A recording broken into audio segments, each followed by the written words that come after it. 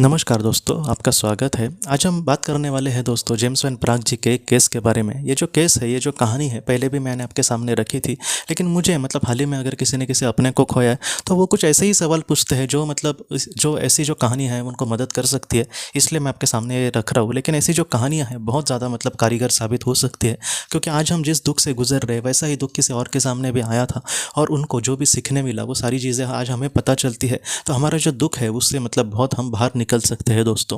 तो आज की जो कहानी है, जेम्स वैन प्राग जी हमसे ये कहते हैं कि उनके पास एक महिला आई थी, एक लड़की आई थी और उसने कुछ इस तरीके से बातें कही कि वो अपने पिताजी से बचपन में बहुत ही ज़्यादा प्यार करती थी, लेकिन बाद में जैसे वो बड़ी हो गई तब उसको एक लड़के से प्यार हुआ।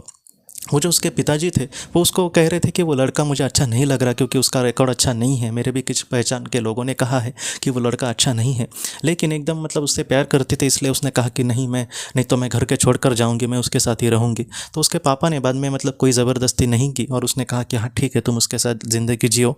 और उसके बाद उसके माता पिता का बाद में डिवोर्स भी हो गया था, इसके लिए इसके जो पिताजी थे वो उससे दूर ही रहते थे। बाद में इस लड़की ने दोस्तों उस लड़के के साथ शादी करी और उसके बाद दोस्तों वो जो लड़का था, जैसे उसके पिताजी ने कहा था वैसा ही निकला। शादी के 1-2 साल के बाद वो उसको मारपीट करने लगा और उसके साथ बहुत ही बुरा व्यवहार करने लगा। तो मजबूरन इसको उसका घर छोड़ना पड़ा और इसको घर छोड़ने के बाद कोई भी घर नहीं था रहने के लिए, क्योंकि उसकी माँ भी दूसरे एक इंसान के साथ रहती थी, वहाँ पे नहीं जाना चाहती थी। तो उसके बाद इसने अपने पिताजी से कहा कि मैं आपके पास आकर रहूँ क्या। पिताजी का एक छोटा सा ही घर था, तो उसने तुरंत उसको बुला लिया।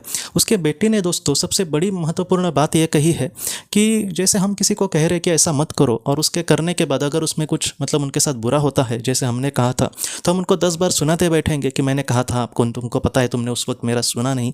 लेकिन इसके पापा ने अपनी जो बेटी थी वो अपने घर पर आने के बाद उसको एक बार भी नहीं बोला कि तुमने मेरी बात नहीं सुनी। जितना हो सके अपने बेटी के साथ बहुत ही अच्छा उन्होंने व्यवहार किया और वो बहुत ही ज़्यादा सिगरेट पीते थे, इस तरीके से उसने बातें कही। और उसके बाद दोस्तों कुछ सालों के बाद वो चले गए इस दुनिया से। उनके बेटी के मन में बार बार यही आ रहा था कि मैं अपने पिता के साथ अच्छा व्यवहार नहीं कर पाई। जब मेरा अच्छा था तब मैं पिता को कभी भी पूछा नहीं, जब मेरा बुरा हमेशा होता था तब मुझे उनकी याद आती थी। इन सारी बातों को लेकर उसको बहुत ही ज़्यादा पछतावा हुआ। उसको ये लग रहा था कि काश मैं अपने जीवन में सेटल हो या फिर ना हो, होने के बाद मैं उनके लिए कुछ करूँगा, ऐसे मैंने सोचा था। लेकिन आज मुझे बहुत ही ज़्यादा बुरा लग रहा है कि काश मैं जब उनके साथ रहती थी तब छोटा मोटा काम करके मैं छोटे से खुशियाँ भी उनको दे सकती थी, तो कितना अच्छा होता। लेकिन मैंने ऐसे कुछ भी नहीं किया। तो इस बात को लेकर उसको पछतावा हो रहा था। उसके बाद जेम्स वैन प्राग जी ये कहते हैं कि उनको जैसे आत्माएं जो होती है वो आने के बाद अपना अंदेशा कुछ इस तरीके से दिखाते हैं कि उनको सिगरेट की स्मेल आने लगी। उसके जो पिताजी थे वो कहीं ना कहीं दिखा रहे जेम्स वैन प्राग जी को कि मैं यहाँ पर आया हूँ। और उसके बाद उसके पिताजी जो थे उसने अपने बेटी को कुछ इस तरीके से संदेश कहे कि बेटा, तुम्हारे प्रति मेरा जो प्यार है वो सच्चा है और तुम्हारी भी मन में मेरे प्रति प्यार जो है वो सच्चा है। तुम्हें मुझे कुछ भी साबित करने के दिखाने की ज़रूरत नहीं है। तुम जितना मुझसे प्यार करते हो वो सारी चीज़ें जो है वो मुझे अब तक वो मैं यहाँ पर जान सकता हूँ। यहाँ पर तुम्हें कुछ भी साबित करने की ज़रूरत नहीं है।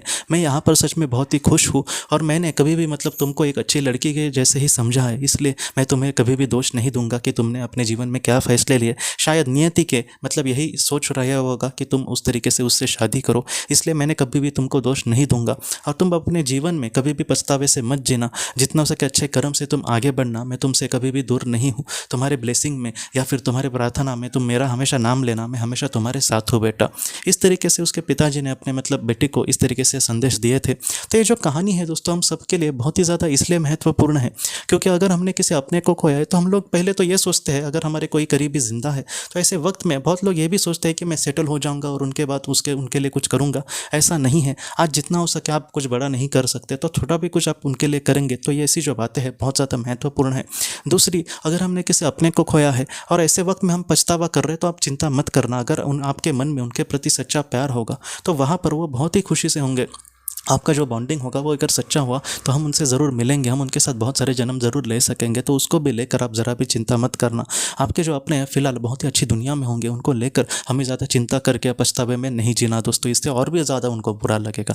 इसलिए आप ऐसा कुछ भी सोच मत रखना जिससे आप भी दुखी हो, आप भी डिप्रेशन में चले जाए और उनको भी बुरा लगे। आप ऐसा कुछ भी मत करो जिसका जो गलत ये है दोस्तों इफेक्ट है वो अपने कहीं ना कहीं हेल्थ पर हो। आप जितना हो सके शांति से सुख से जीने की कोशिश करना। आपके जो अपने हैं जिस दुनिया में होंगे बहुत ही अच्छे से होंगे। आपके जो अपने हैं वो हमेशा आपके साथ है दोस्तों, आप ज़रा भी चिंता मत करें।